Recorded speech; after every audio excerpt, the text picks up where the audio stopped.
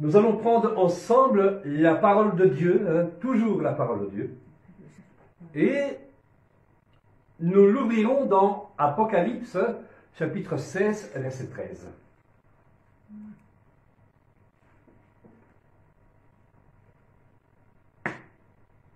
Chapitre 3, pardon. Donc, Apocalypse, chapitre 3, et nous allons lire les versets 7 à 13. Apocalypse, c'est dans la fin de la parole de Dieu, la Bible, et nous lirons ensemble Apocalypse, chapitre 7, verset 13. Bon. Prenez la parole de Dieu, hein. Amen. Bon. Voilà, tout le monde l'a pris. Amen. Alors, moi je lis. Puis c'est dit à la suite. Voici ce que dit le Saint, le véritable, celui qui est le chef de David, celui qui ouvre et personne ne fermera, celui qui ferme et personne n'ouvrira.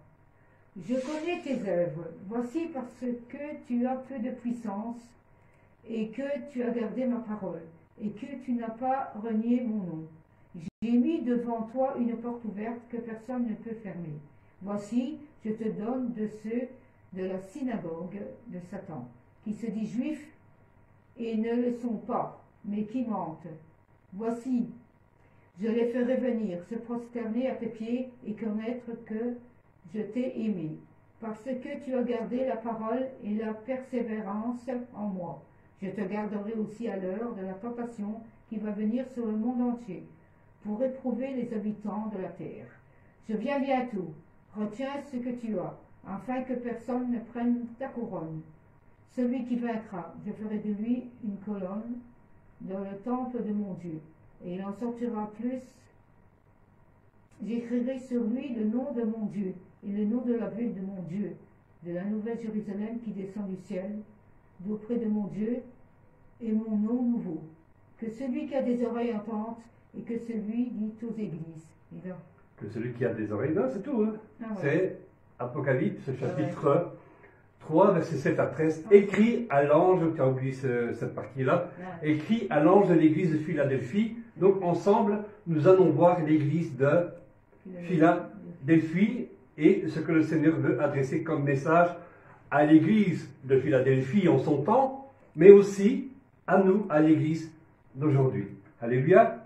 Écrit à l'ange de l'église de Philadelphie. Donc on reprend le premier verset, hein. Donc on va prendre ce premier point, le premier verset, le verset 7, écrit à l'ange de l'église de Philadelphie, voici ce que dit le Saint, le véritable, celui qui a les clés de David. Ici, comme jamais, Jésus parle de la maison de David, dont il détient les clés. Mais, quelle est sa maison? Quelle est la maison de David? Quelle est sa maison? Eh bien, évidemment, quand on pense à la maison de David, vous pensez à quoi? La capitale de Jérusalem. Ouais. La capitale, oui, Jérusalem. Nous pensons à la nouvelle Jérusalem, la capitale d'Israël. Mais là, ici, donc, elle n'est plus terrestre, mais elle est spirituelle. Amen. Donc, mais encore, le fait que Jésus dise « Celui qui ouvre et personne ne fermera, celui qui ferme et personne n'ouvrira ». Géographiquement, l'église de Philadelphie était donc elle donnait sur un plateau, donc au centre de l'Asie mineure. Et donc Philadelphie était la porte, dit-on. Philadelphie était la porte centrale donc de l'Asie mineure, pardon. Et donc le Seigneur dit qu'il ouvre une porte. Il ouvre la porte. Il ouvre une porte au monde extérieur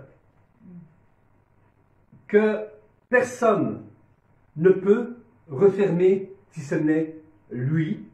Personne ne peut refermer la porte. Nous ne pouvons pas refermer la porte si ce n'est lui. Donc il est le seul à détenir les clés, hein, les clés du royaume, les clés de la nouvelle Jérusalem, les clés de la nouvelle ville. C'est lui qui est le seul à détenir les clés. Et donc, mais cette porte, nous le voyons, nous le savons, elle a un temps limite. Elle est ouverte pour un temps limité. Comme, imaginez, pensez-vous, au jour de Noé,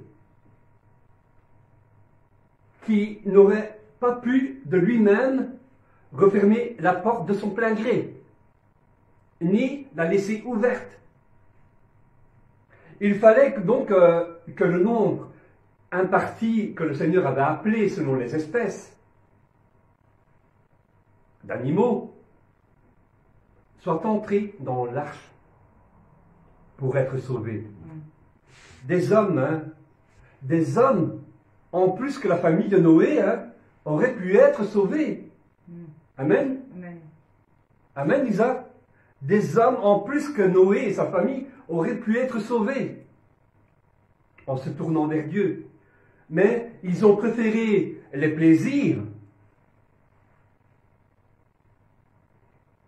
Ils mariaient leur fils, leur fille, mangeaient, buvaient, c'était la joie.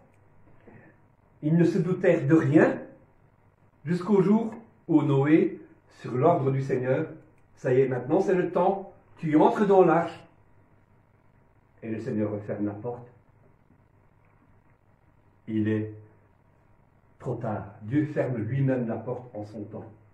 Et imaginez que quand les pluies tombent, hein, et qu'ils voient les eaux monter, que font-ils? Peut-être qu'ils courent vite vers l'arche. Et alors, au moment où ils arrivent à la porte, ils sont en train de tambouriner. Noé, Noé, laisse-nous entrer, laisse-nous entrer. Mais il est trop tard. Les hommes voient Noé construire l'arche bien loin d'un cours d'eau et de la mer, là dans le désert. Hein, et nous pouvons supposer qu'ils se sont posés des questions. Il est peut-être fou. Le soleil lui a peut-être frappé sur la tête. Noé a environ 100 ans. Donc Noé a mis environ 100 ans pour construire l'arche. Donc quand il a reçu cet appel à l'âge de 500 ans, il y est entré dedans à 600 ans. Et 100 ans, imaginez 100 ans. Les hommes ont eu tout le temps pour se tourner vers Dieu, se repentir. Mais ils ont préféré ignorer ce qui allait arriver, ce qui allait arriver à la terre, ce qui allait leur arriver. Ils ont préféré l'ignorer.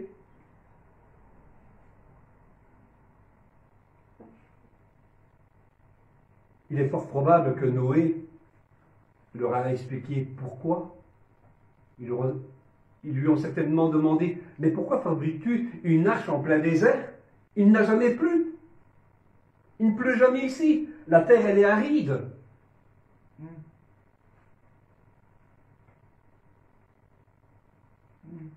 Comme de nos jours, les hommes, hein, le Seigneur peut faire des choses surprenantes.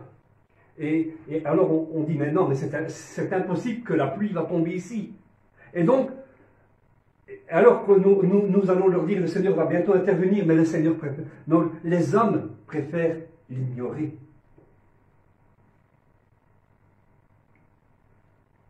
Comme de nos jours, les hommes préfèrent ignorer le message de Dieu pour l'humanité. Ils pensent qu'ils ont encore le temps.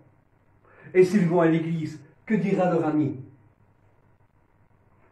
Combien ne se moquent-ils pas de nous parce que nous allons à l'église? Parce que nous lisons la Bible? Prends une Bible, lis-la dans le train. On va se moquer de toi. C'était pareil au temps de Noé. Et la Bible dit que cela se produira à cause de quoi? Matthieu 24, 12 dit à cause de la méchanceté, à cause que l'iniquité, à cause que la méchanceté va s'accroître. Qui prendrait pas un homme pour un fou s'il construit un immense navire dans le désert du Sahara? Il ne pleut jamais là-bas. Ou dans les champs où aucun cours d'eau ne passe. Voyez-vous, Dieu ouvre une porte pour le monde et les âmes. il les appelle. Certains y répondront, d'autres seront en chemin, mais comme la femme de Lot, ils regardent en arrière. Donc, ils vivent entre deux. Ils sont là avec des regrets. Ah, mais j'étais bien dans le temps. On est nostalgique. Ils sont entre deux. J'appelle cela des regrets. Du qu'en dira-t-on si on voit ma foi et la folie de suivre un fou tel que Noé, qui me dit entre dans l'arche, repens-toi, convertis-toi, parce que le Seigneur va intervenir bientôt par le déluge. Et puis vous avez cette dernière catégorie, vous avez ceux qui ignorent totalement les avertissements de Dieu. Ils savent. Nous observons le temps, ce qu'il se passe aujourd'hui de nos jours. Imaginons, nous sommes conscients qu'il y a un grand problème. La société va très mal. Nous sommes conscients qu'il y a un gros problème. Mais la réponse se trouve dans la parole de Dieu. Parce que le Seigneur l'a averti. Donc, tout ceci, ce sont les prémices à ce qui va arriver, à son intervention.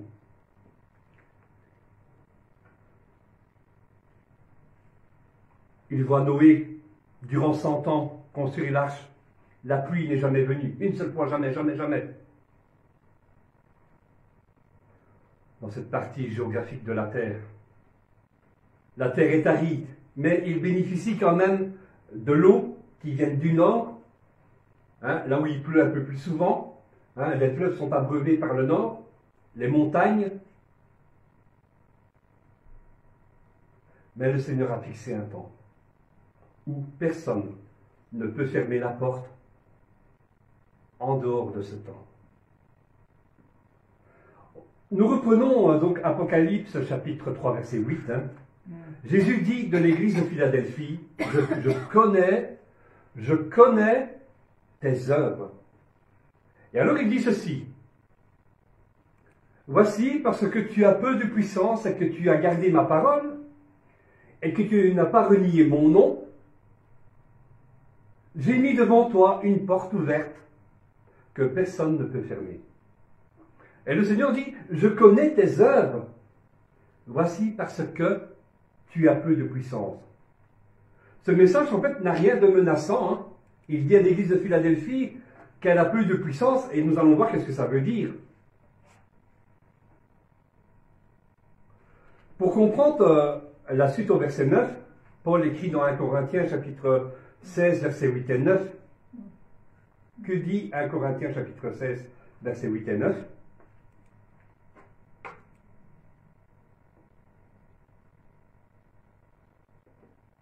De quoi? C'est quoi?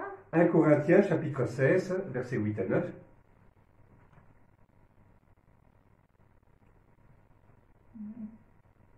Alors il nous dit, cependant je resterai à Éphèse jusqu'à la Pentecôte, car une porte m'y est largement ouverte pour un travail efficace et les adversaires sont nombreux. Que veut dire Pentecôte? Moisson. La Pentecôte, c'est la fête de la moisson, et qu'ils disent ceci. Car une porte grande et d'un accès efficace m'est ouverte. Amen. Vous comprenez? Donc le Seigneur lui dit qu'il a mis une porte devant cette église, c'est-à-dire dans le sens indiqué, le moyen de répandre l'évangile, de répandre la bonne nouvelle du royaume de Dieu. Et Paul donc, il est à Éphèse au moment de la Pentecôte, nous avons vu, tout le sens symbolique de la fête de la moisson, dont le Seigneur nous ouvre la porte vers l'extérieur, vers cette moisson. Amen. Nous lisons encore 2 Corinthiens chapitre 2, 2 Corinthiens chapitre 2, verset 12. Et quelqu'un prend Colossiens chapitre 4, verset 3. Donc quelqu'un prend 2 Corinthiens 2, verset 12, et quelqu'un prend Colossiens, chapitre 4, verset 3. Colossiens, moi je vais pas. Donc quelqu'un dit, donc d'abord 2 Corinthiens. Quand je suis arrivé à Troas, Ouais. 3, ouais. pour annoncer l'évangile de Christ, bien que le Seigneur m'y ait ouvert une porte, C'est bon. Le je n'avais pas Seigneur, l'esprit en repos parce que je n'avais pas trouvé mon frère Tite. le Seigneur lui a ouvert une porte aussi à 3. Colossiens, donc chapitre 4, verset 3. Amen. Là, Oui. on recule pour la caméra. Chapitre combien t'as dit? Chapitre 4, verset 3. Chapitre 4, Ouais, lis bien haut, hein. verset 3. Voilà. Il nous dit priez en même temps pour nous, afin que Dieu nous ouvre une porte pour la parole, en sorte que je puisse annoncer le mystère de Christ, pour laquelle je suis dans les chaînes. C'est bon. Priez pour que le Seigneur ouvre une porte, hein, afin que je puisse annoncer le mystère de Christ, afin que je puisse annoncer l'évangile, la bonne nouvelle du royaume. Donc, cette porte ouverte donne vers le champ, la moisson, dont Jésus nous envoie comme des ouvriers récolter les âmes encore perdues. Nous lisons donc de nouveau Apocalypse chapitre 3 verset 9. Chapitre 3. Il faudra laisser donc garder ouvert donc ce chapitre-là parce que on va souvent y revenir dans le chapitre 3. Verset 9. Il nous Verset, dit oui. voici, je te donne de ceux de la synagogue de Satan qui se disent juifs et ne le sont pas, mais qui mentent. Voici, je le ferai venir se prosterner à tes pieds et connaître que je t'ai aimé. Amen. On va apporter une explication. Le Seigneur ouvre une porte. Une porte. Et en fait, quand il ouvre une porte au monde, Une porte. c'est-à-dire que, qu'allez-vous, vous allez devoir être confronté à quoi dans le monde? À l'adversité, Oui. à des oppositions. Mais le Seigneur ouvre quand même une porte vers l'extérieur. Certains disent que, ah mais écoute, ce n'est pas bien que tu partages ta foi ainsi sur les réseaux sociaux. Non, ce n'est pas bien. Hein, on devrait tenir notre foi, personnelle. Mais c'est faux. La parole de Dieu dit que nous devons aller vers l'extérieur, annoncer l'évangile. Amen. Oui. Donc il est écrit que cette église avait peu de force. L'église de Philadelphie a peu de force. En grec, c'est dunamis. Et c'est-à-dire que si j'analyse la porte que le Seigneur ouvre devant cette église, eh bien, ce n'est pas tellement que cette église n'a pas de force spirituelle et n'a aucune puissance. Mais c'est que cette église, en réalité, elle était peu nombreuse. Voilà pourquoi le Seigneur ouvre une porte. L'église doit avoir une influence vers l'extérieur. Elle doit avoir une influence dans la moisson. Elle doit avoir une influence, elle doit évangéliser. Et Jésus donc fait des éloges sur cette église, elle est fidèle, elle garde la parole, c'est-à-dire les commandements. Elle n'a pas renié le nom du Seigneur Jésus, malgré les épreuves, malgré les oppositions de la part des Juifs qui se trouvent à Philadelphie, comme nous le voyons aussi avec l'église de Smyrne. C'est Smyrne, ce n'est pas Pergame, c'est Smyrne. La deuxième église.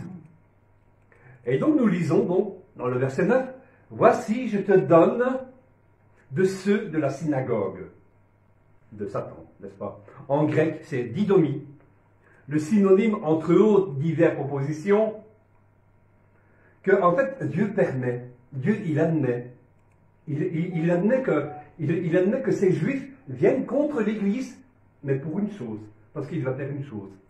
Donc il dit, je ferai qu'ils...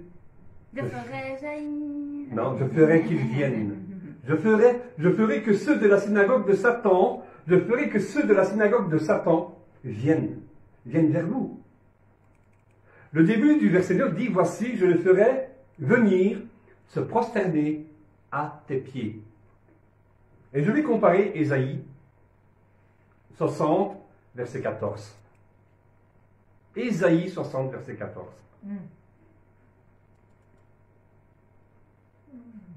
Amen. Amen.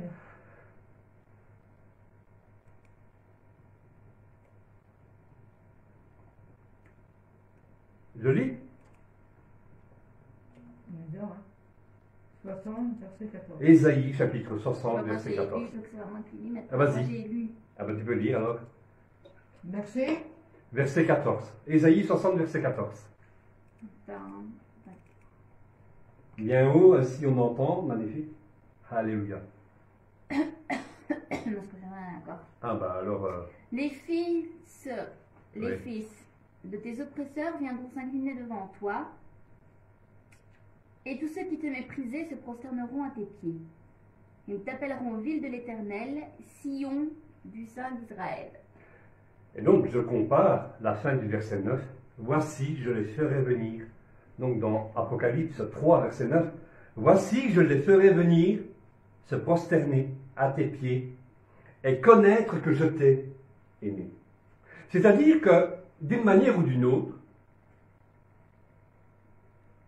un jour, ceux qui ont été nos adversaires, ceux qui persécutent l'Église, reconnaîtront ce qu'a été l'Église aux yeux du Seigneur. Amen. Il la combattait. La mention juive, nous l'avons vu dans, avec l'Église de Smyrne, pardon. Il ne s'agit pas de juifs chrétiens, mais ils étaient bien juifs. Ils étaient juifs de souche. Mais aux yeux du Seigneur, ils ne l'étaient plus parce que ils se glorifiaient de porter le nom de juifs, mais en même temps, ils n'avaient plus aucun droit à cause de leur incrédulité et à cause de la persécution qu'ils faisaient contre son peuple. Amen. Et donc, cette haine contre les chrétiens, cette haine contre le peuple de Dieu les rendait serviteurs de Satan plutôt que serviteurs de Dieu. Donc, comme Paul l'explique dans Romains chapitre 2, les versets 17 à 24. Comme exemple, Jésus a été livré par les siens. Ces juifs ces religieux qui persécutaient l'Église, ils connaîtront comment, comme le Seigneur le dit, comme je t'ai aimé. Nous savons que l'Église est considérée comme l'épouse de Jésus-Christ. Ils seront vaincus, ils le reconnaîtront et verront combien Dieu aime l'Église. Amen. Si Jésus ouvre une porte, il est certain qu'elle est ouverte même pour les adversaires farouches, mais qui plieront un jour ou l'autre les genoux, se convertiront, se prosterneront pour adorer le Seigneur Jésus. Parmi ces adversaires, il y en a qui se convertiront. C'est ce que montrent ces versets-là. C'est pour ça qu'en fait, nous ne devons pas rester voyez-vous, comme dans notre cocon. Paul écrit aux Romains, chapitre 14, verset 11. Alors, parce que moi, je dois écrire. Romains 14, verset 11. Attends. Voilà. Car il est écrit, je suis vivant, dit le Seigneur, chacun pliera le genou devant moi et toute langue rendra gloire à Dieu. Tout genou fléchira, dans la version que je veux. Tout genou fléchira devant moi. Ah ouais, amen. Et toute langue donnera gloire à qui? À Dieu. Amen. Convertis, non convertis, au final, nous serons tous, il n'y a pas d'issue, tous, même nous, tous plieront les genoux, se prosterneront devant Dieu et viendra ensuite le jugement selon nos actes. Amen. Le Seigneur ouvre une porte vers la moisson que personne ne peut refermer si ce n'est lui. Voyez-vous, je pense à cette histoire, puisque le Seigneur nous parle de la moisson. Cette histoire de Joseph, avec les gerbes de blé. Joseph, avec les gerbes de blé, il a cette vision. Et il voit ses frères se prosterner devant sa gerbe à lui. Nous connaissons tous l'histoire finale, alors qu'ils avaient vendu Joseph pour quelques pièces, à cause de la jalousie. Mais au final, ses frères viennent se prosterner devant lui.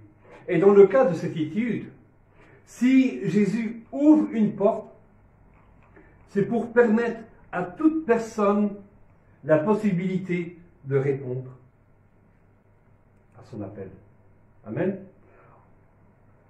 Je vais donc lire Genèse au chapitre 37.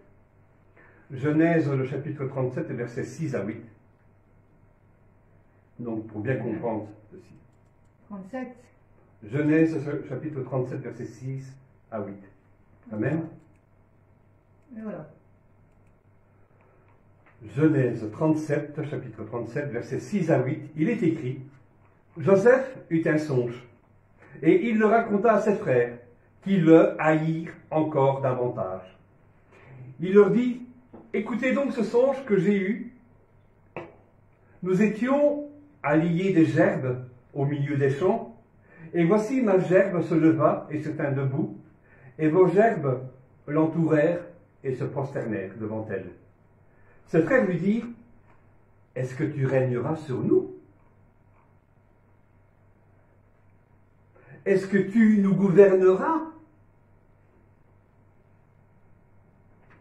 Et ils le haïssent encore davantage à cause de ses songes et à cause de ses paroles. Ce n'est pas que Joseph était le plus jeune, il y avait Benjamin. Mais Jacob aimait beaucoup Joseph. Toi qui es plus jeune que nous, tu vas dominer sur nous. Tu vas gouverner sur nous. Nous allons nous prosterner devant toi. Ça ne devrait pas être le contraire. En effet, donc, l'Église, elle est haïe par ceux qui la persécutent. Mais au final, nous voyons dans la parole que nous lisons aujourd'hui, Apocalypse 3:9, que finalement, les adversaires se prosternent devant elle. Ils reconnaîtront comment Jésus l'aime, comment Jésus aime l'Église, comment Jésus nous aime. Amen. Apocalypse chapitre 3, verset 10. Parce que tu as gardé ma parole de la persévérance en moi, je te garderai aussi à l'heure de la tentation, qui va venir sur le monde entier pour éprouver les habitants de la terre. Il faut que nous gardions sa parole. Oui. Entendons ses commandements, même si nous devons mourir physiquement. Il faut penser à l'après. Mais aussi, il est dit que certains ne mourront pas. D'autres ne connaîtront jamais la corruption, c'est-à-dire qu'ils ne connaîtront jamais la mort physique. En un instant, ils seront changés. Ils seront enlevés au ciel, comme Élie, comme Enoch. En effet, Jésus nous assure que ceux qui gardent la parole de Dieu, ceux qui gardent ses commandements et qui l'ont mis en pratique, ne connaîtront pas la mort. Affirmation dans l'Évangile de Jean, chapitre 8, verset 51.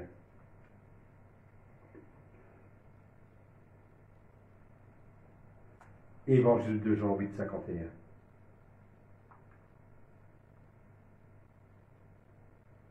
En vérité,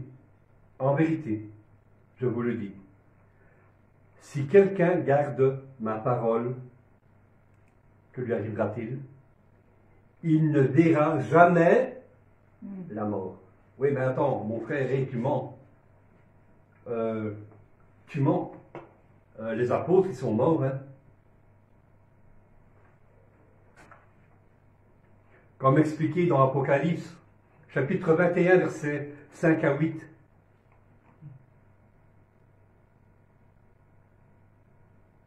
Il faut prendre. Oui. Soyons attentifs. Amen. Nous sommes des avertisseurs prophétiques. Celui qui était assis sur le trône dit: Voici que je fais toutes choses nouvelles. Il ajouta: Écris cela, car ces paroles sont dignes de confiance et vraies. Puis il me dit: Je suis l'alpha et l'oméga, le commencement et la fin. À celui qui a soif, je donnerai à boire gratuitement de la source de l'eau de la vie. Le vainqueur recevra cet héritage, je serai son Dieu et il sera mon fils. Quant aux lâches, aux incrédules, aux pécheurs, aux abominables, aux meurtriers, à ceux qui vivent dans l'immoralité sexuelle, aux sorciers, aux idolâtres et à tous les menteurs, leur part sera dans les temps ardents de feu et de soufre. C'est la seconde mort. Donc, je vous le disais, ceux qui sont morts physiquement ne connaîtront pas cette seconde mort. On parle de seconde mort. Ils sont morts, ils ne connaîtront pas cette seconde mort. Ils vivront éternellement, mais quant aux autres, est-ce qu'ils vont vivre un purgatoire éternel? Ils ne vivront pas du purgatoire éternel. Non. À la fin des 1000 ans, il est écrit dans le chapitre 20, versets 2 à 3 de l'Apocalypse, que le dragon, le serpent ancien, qui est le diable et Satan, eh bien, seront déliés pour un peu de temps. Le Seigneur dit cette phrase: il faut qu'ils soient déliés pour un peu de temps. La terre, donc, à la fin, donc, va vivre une période de 1000 ans où il n'y aura pas de guerre, il y aura une paix assez longue.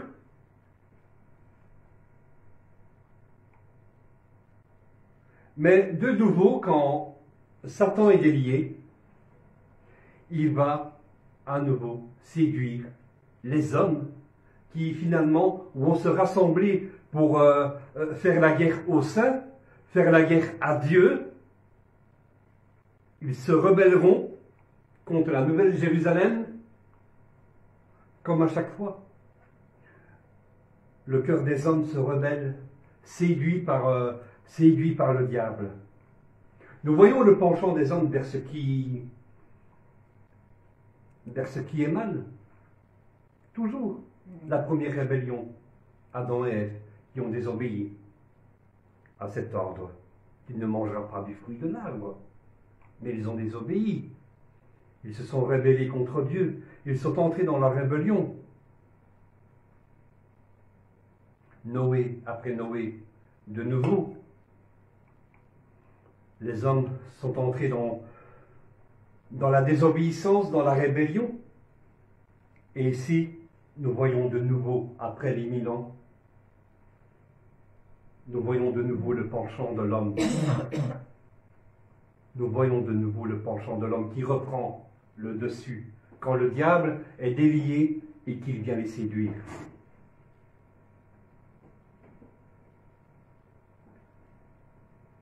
Dans la prière que nous devons faire, Jésus dit ceci contre la tentation. Dans Matthieu chapitre 6, verset 13. Ne nous induis pas en tentation, mais délivre-nous du malin. Parce que tel est le penchant de l'homme s'il ne veille pas, s'il ne prie pas. Nous l'avons vu dans le message à l'église de Sardes.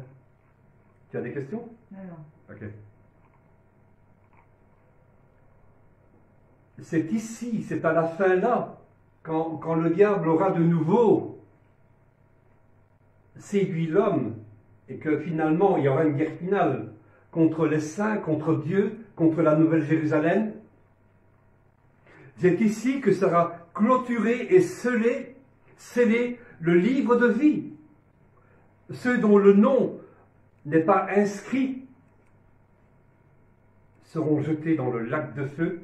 Ils seront annihilés à la fin du millénium, où le diable, le dragon, les démons et tous ceux qui se sont livrés à l'impudicité, au mal, seront jetés avec lui. La mort, le séjour des morts, nous montre la parole de Dieu, elle est appelée à la suppression. Il n'y a pas de purgatoire éternel. Cette terre est appelée à disparaître et tout ce qu'elle renferme, selon Apocalypse, chapitre 21, verset 1, 2 Pierre, chapitre 3, verset 10, et Ésaïe, chapitre 51, verset 4 et 6. Oui. Je reviens sur Ésaïe, chapitre 3, verset 10.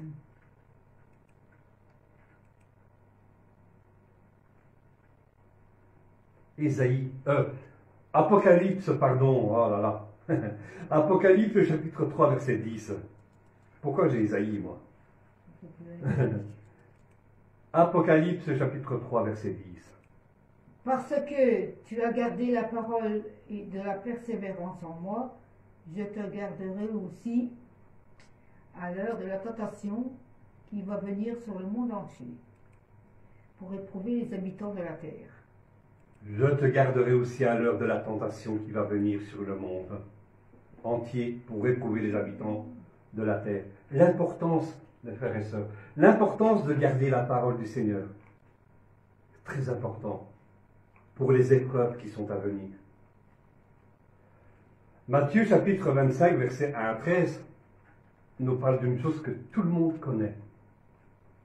Ces vierges sages et ces vierges folles qui, voyant le Seigneur tarder, elles finissent toutes par s'endormir. Et puis, donc, la parabole décrit 5 vierges, et donc sages et folles, dont Jésus raconte que 5 d'entre elles n'ont pas pris d'huile. Elles finissent toutes par s'endormir, et puis elles entendent crier, « Voici l'époux, allez à sa rencontre. » Les 5 qui ont négligé de prendre de l'huile vont demander la moitié aux autres qui ne le pouvaient pas, car sinon, elles n'en auraient pas eu assez. Donc, les vierges sages lui disent d'aller vite chercher chez le marchand. Ils lui ont peut-être dit cela par bienveillance. Peut-être qu'elles auraient le temps, quand elles ont été chez le marchand, de vite aller à la rencontre de Dieu. Elles ont négligé. J'imagine que, en fait, si elles n'ont pas pu donner l'huile, j'imagine que le chemin devait être long. L'importance de veiller. L'importance de veiller sur un homme qui représente la parole de Dieu, qui représente les commandements de Dieu. Amen. Selon le psaume 119, verset 105, ta parole est une lampe à mes pieds.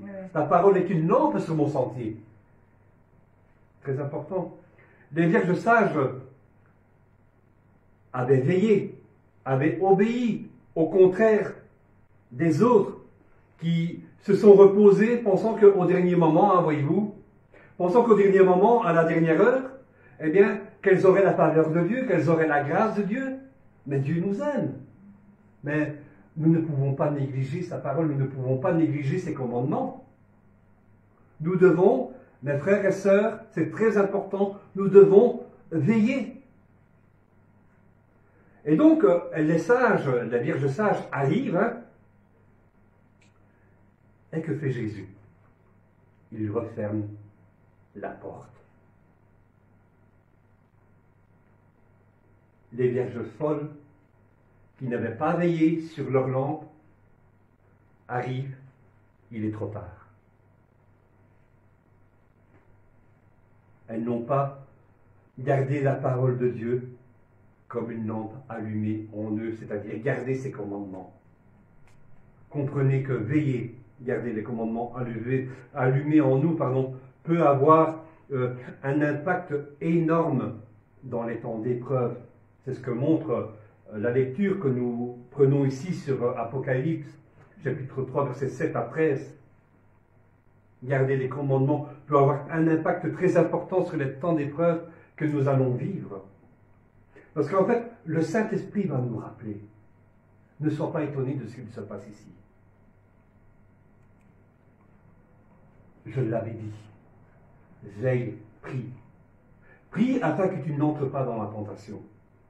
Amen. Quand le psaume chapitre 23, verset 4 dit ceci.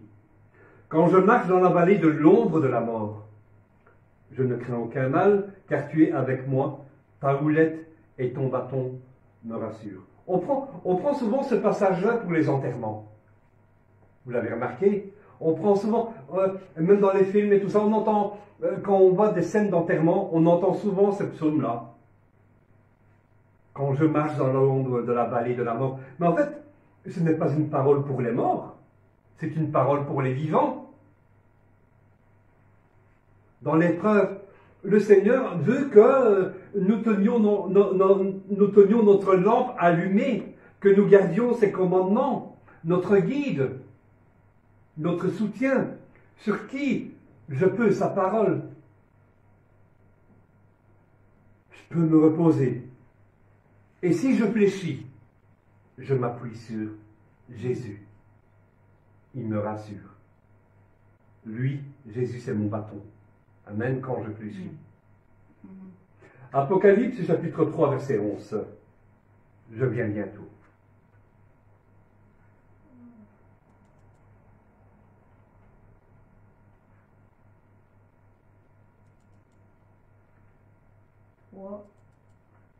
Verset 11. Il nous dit, je viens bientôt, retiens ce que tu as, afin que personne ne prenne ta couronne.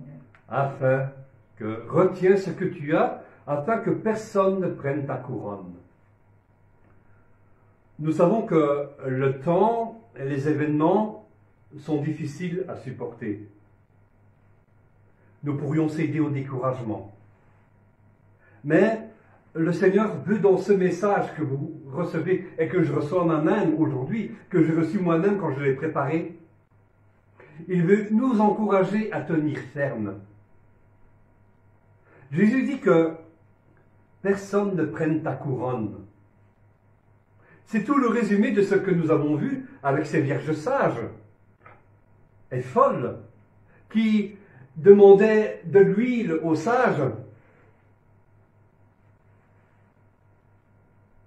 Si elles avaient partagé leur huile,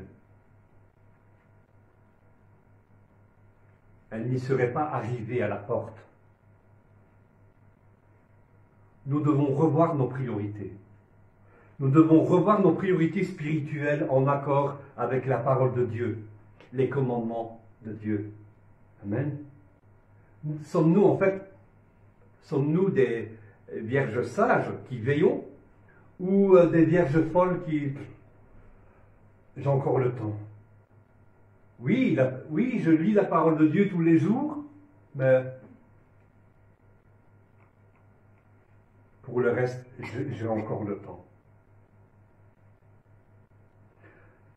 Apocalypse 3, verset 12.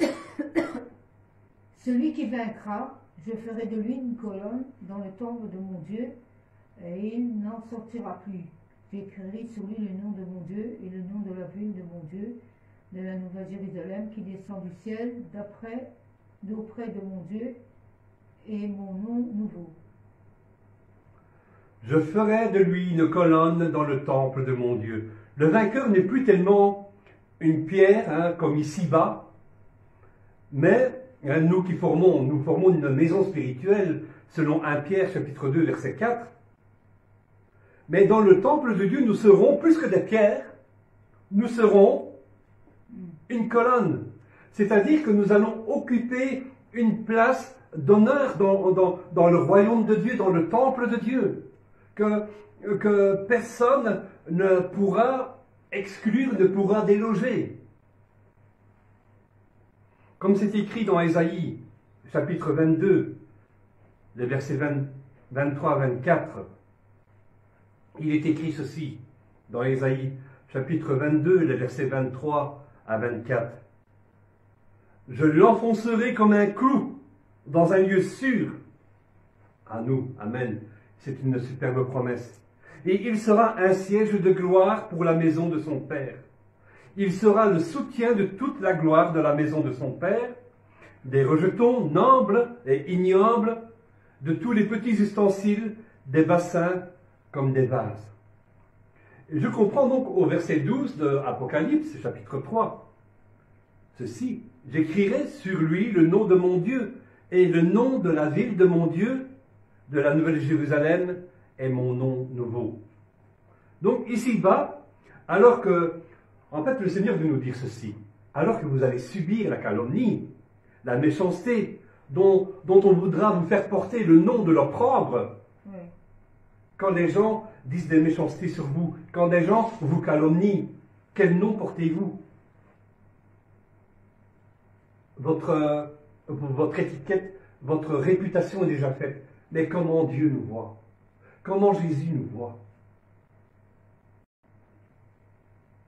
Jésus nous rassure, en fait, que si nous ne nous laissons pas faiblir, faillir par ça, Jésus nous assure que si nous retenons ferme sa parole, malgré tout ce que vous dites contre moi, moi je tiens ferme sa parole, je continue à adorer le Seigneur Jésus, je continue à le servir,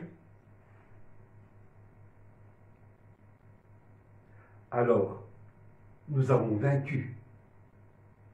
Et nous serons reconnus dans le royaume de Dieu, dans le royaume de son Père.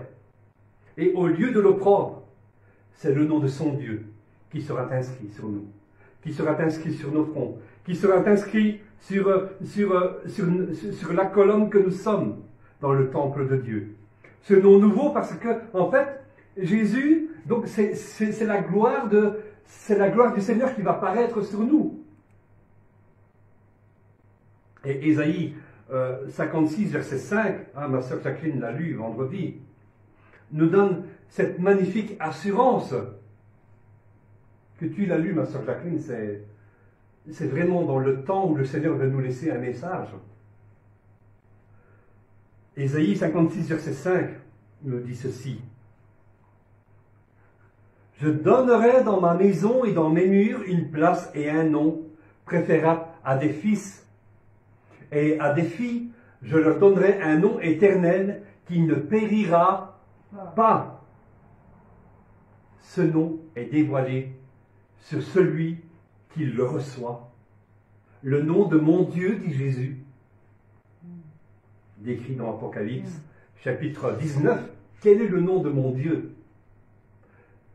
Lisez-le ceci, je veux que vous le lisiez. Le Seigneur veut que tu aies ce nom, le nom de son Dieu gravé sur toi, gravé sur ta colonne. Donc Apocalypse 19, verset 16. Ah. Voilà. Verset 16, il nous dit, attends. Voilà. Il avait sur son vêtement et sur sa cuisse un nom écrit, Roi des rois et Seigneur des seigneurs. Il avait sur son vêtement et sur sa cuisse un nom écrit, Roi des rois, Seigneur des seigneurs. Ce nom, au-dessus de tout nom, Roi des rois, Seigneur des seigneurs. C'est ce nom que le Seigneur veut nous donner.